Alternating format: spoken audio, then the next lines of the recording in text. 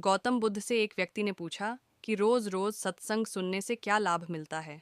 संगत का हमारे जीवन में काफी अधिक महत्व है।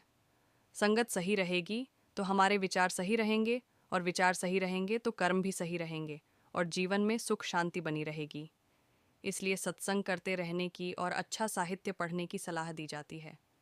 सत्संग हमारे जीवन पर कैसे असर करता है, इस संबंध में गौतम बुद्ध की एक कथा प्रचलित है। बात उस समय की है जब गौतम बुद्ध काफ़ी प्रसिद्ध हो चुके थे। वे रोज़ प्रवचन देते, जिन्हें सुनने के लिए काफ़ी लोग पहुंचते थे। प्रवचन सुनने एक लड़का रोज़ आता था। वह गौतम बुद्ध की सारी बातें बहुत ध्यान से सुनता था।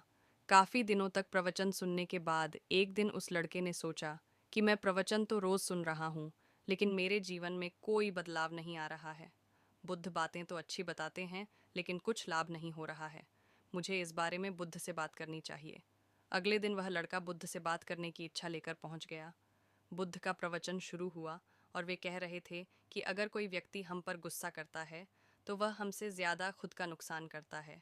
अगर हम भी दूसरे के गुस्से का जवाब गुस्से से ही देते हैं तो हम खुद का नुकसान कर लेते हैं। बुद्ध की ये बातें सुनते ही वह लड़का खड़ा हो गया और कहने लगा कि तथागत, मैं बहुत दिनों से आपके प्रवचन सुन रहा हूँ, लेकिन मेरे जीवन में तो कोई बदलाव ही नहीं आया है। मुझे तो प्रवचन सुनने से कोई लाभ नहीं हो रहा है। बुद्ध ने अपने प्रवचन बीच में रोके और उस लड़के की बात सुनने लगे। जब वह लड़का चुप हो गया तो बुद्ध ने उससे पूछा कि तुम कहाँ रहते हो। लड़का बोला कि मैं श्रावस्ती में रहता हूँ।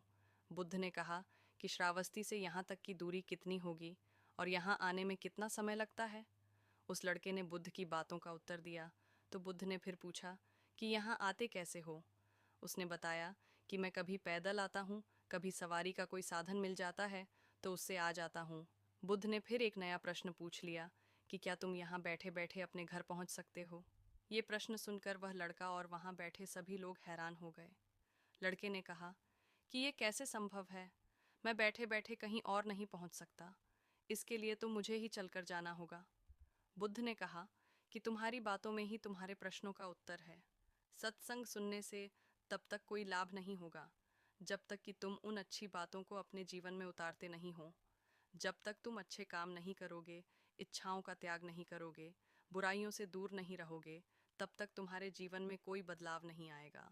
सिर्फ प्रवचन सुनने से, यहाँ बैठने से जीवन में कोई बदलाव नहीं आएगा। बुद्ध ने आगे कहा कि अगर तुम कोई अच्छा करना चाहते हो तो उसके लिए तुम्हें प्रयास करना होंगे। विचार करने से काम नहीं होगा। सत्संग में तुम्हें सही गलत बातों की जानकारी मिलती है, लेकिन उन्हें अपने जीवन में किस तरह उतारना है, ये तो तुम्हें ही तय करना होगा। तुम्हें प्रयास करने होंगे, तभी जीवन में सुख शांति और सफलता आएगी। सत्संग करते रहने से हमारी बुद्धि पवित्र रहती है और हमारा मन गलत बातों से बचा रहता है। अगर हम सत्संग नहीं करेंगे तो हमारे विचार भटक सकते हैं। इसलिए अच्छी किताबें पढ़नी चाहिए।